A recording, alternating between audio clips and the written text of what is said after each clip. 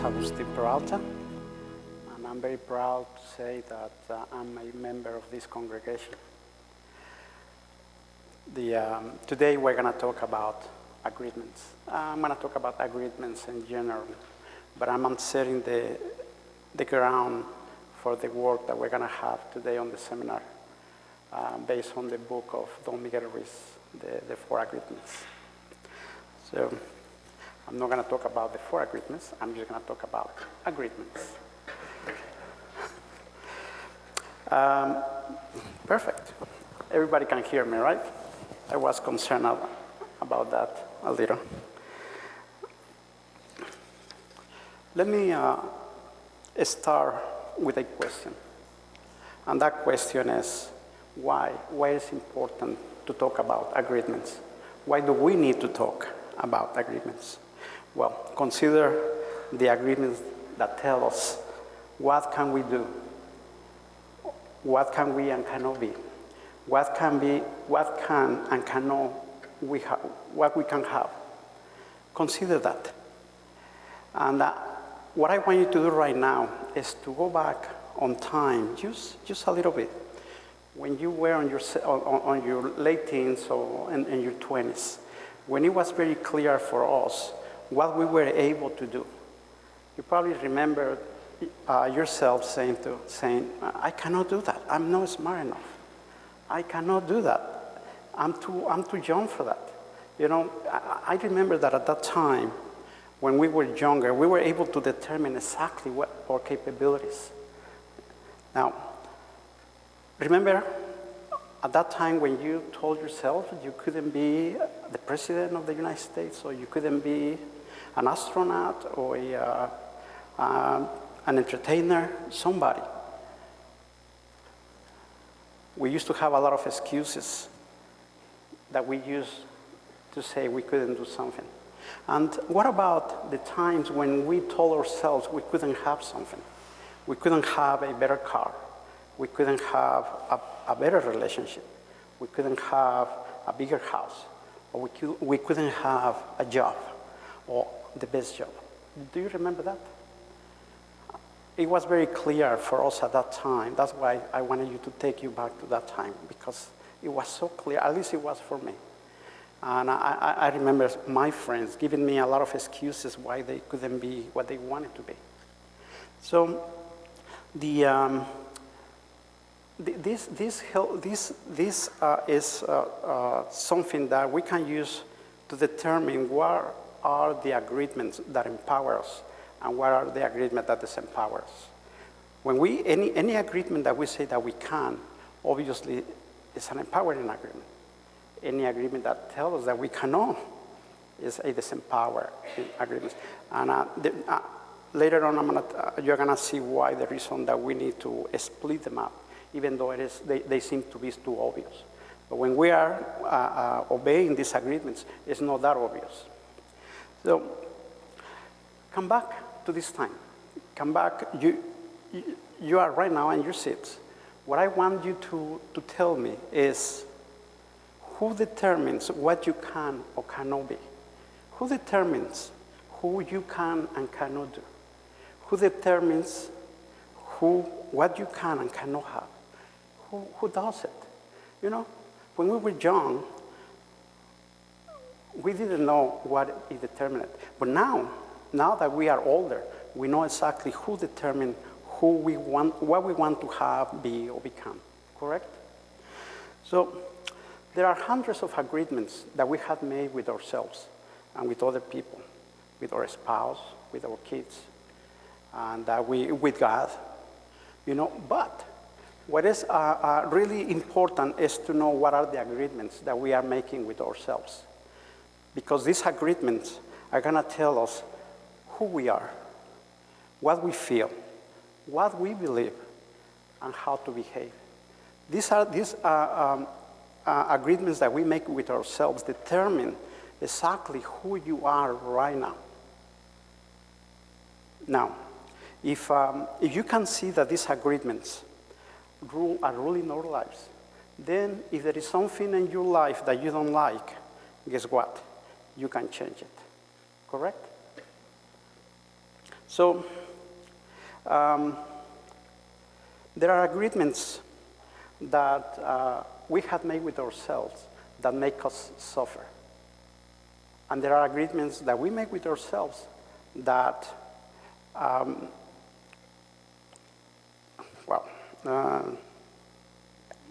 that make us fail in life. That's what I was looking for. Now, if we are able to determine which agreements are these, then we can change it. So we can change our lives, correct? If you want to have a life of fulfillment and joy, then that's exactly what we have to look for. We can make an inventory of these agreements and work on them, all right? So let me tell you another characteristic of the agreements, and that is that some of them come out of fear, and some of them come out of love. The agreements that come out of fear make us expend a lot of our energy. They deplete, actually, our energy. Now, the agreements that we make out of love, they help us save energy. They even sometimes help us gain energy. We spend a lot of our lives just trying to maintain the agreements that we had made. And many of them really deplete our energy. That's why we are so tired when we get home at night. Instead of having energy, we are just wiped out. That's it for the day. So I want you to be aware of that characteristic of the agreements. Now let me ask a couple more questions here. Have you considered what did you agree to believe about yourself? I'm going to repeat the question. Have you considered what did you agree to believe about yourself? Because after all, what we agree to believe is what we are right now. All right, so if you don't, as I said before, if you don't like how something is working for you, well, let's work on it. Let's change it. So the other question is, what are the images that other people projected into us? Are they still there? Or have we been able to change that? Because if you still have the agreements that were implanted into us, we are running our life with somebody else's beliefs.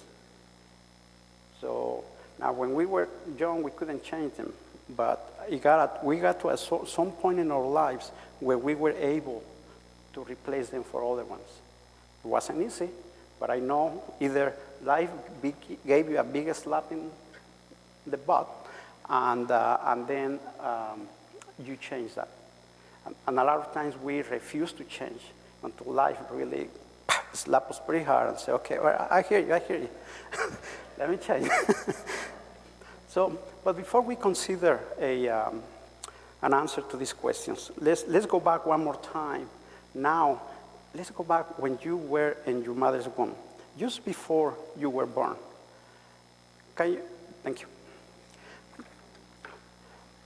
Before we were born, the humans that were outside, the womb, they created a big infrastructure that we're going to call the outside dream, or the society's dream, or the dream of the planet. The outside dream is conformed of the collective dreams of billions of beliefs, or billions of personal dreams. Every one of you have a dream.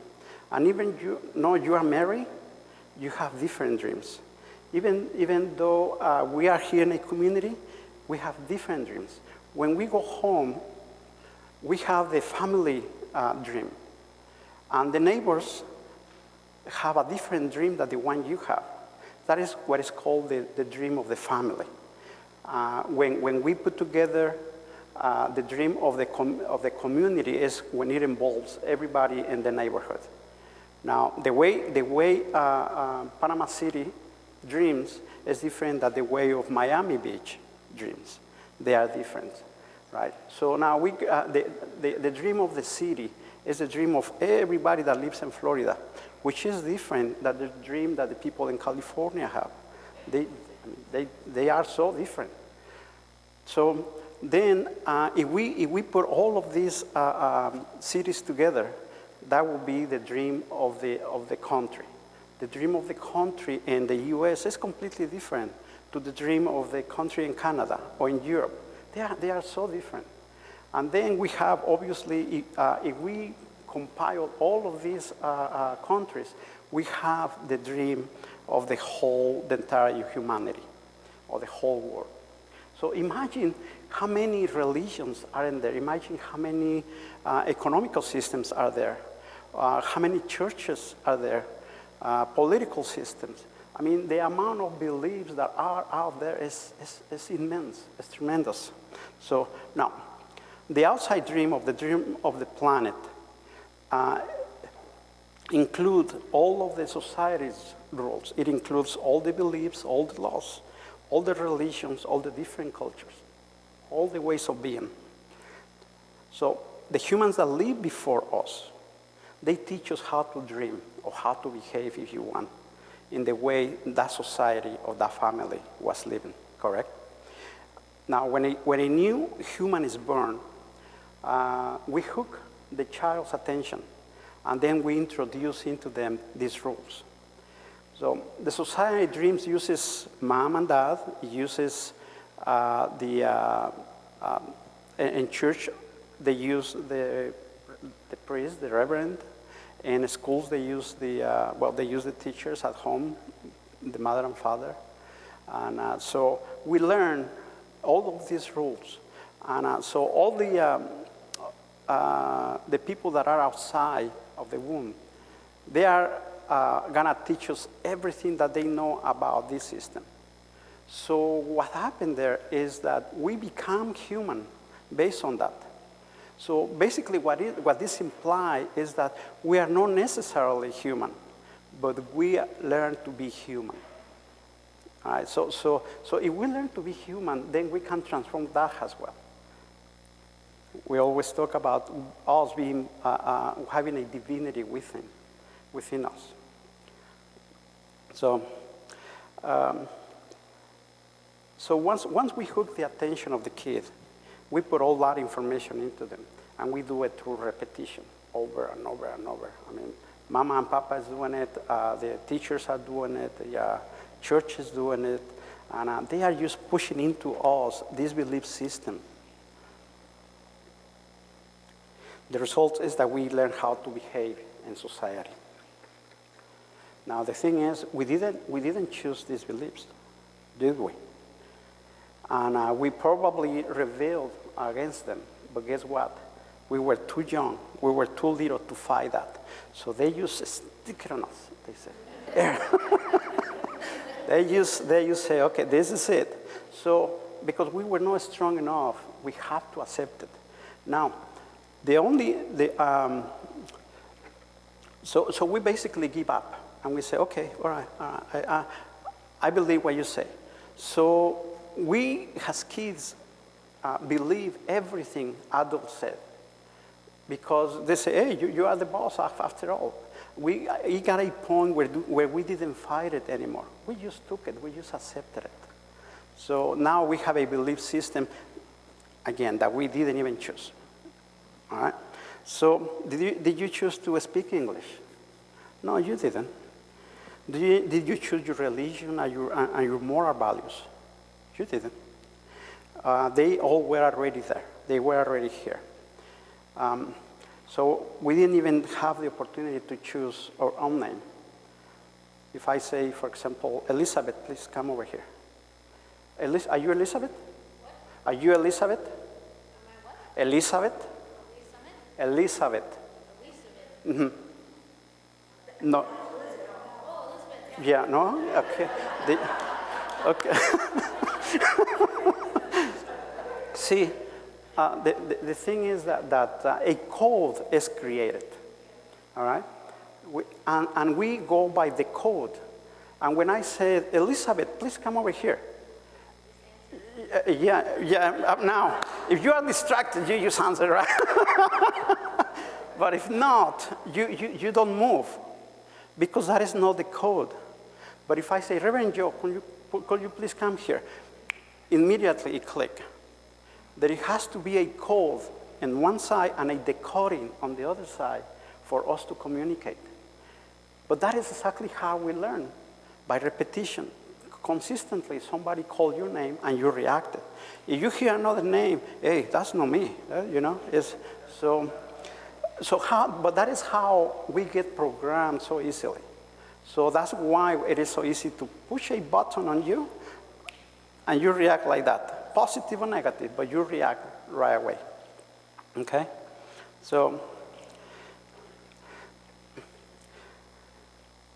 let me tell you another characteristic of an agreement. We only store an agreement if we agree with it. Otherwise, it's gonna be only information, or it's gonna be an opinion of somebody else. If somebody tells me that I'm an idiot, and I agree with it, that becomes an agreement, and it becomes a belief. It gets implanted right here. I'm an idiot, you know?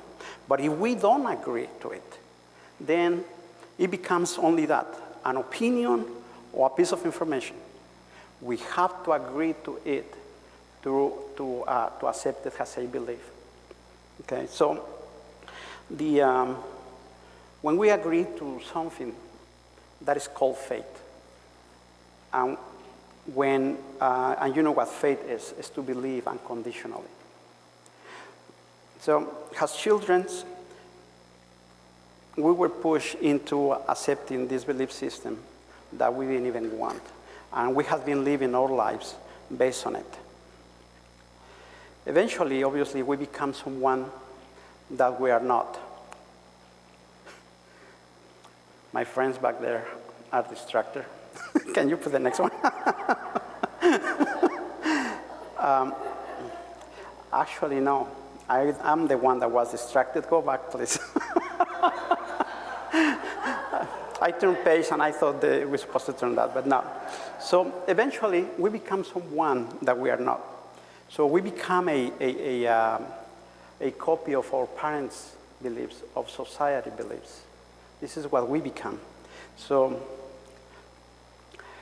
years later, we are exposed to new concepts, and we like them. And we say, oh, that's a better belief of what I have right now.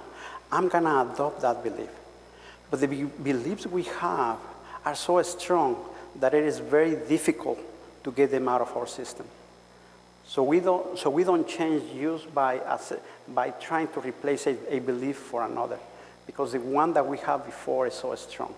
And that's many times why we don't see changes that we want to see.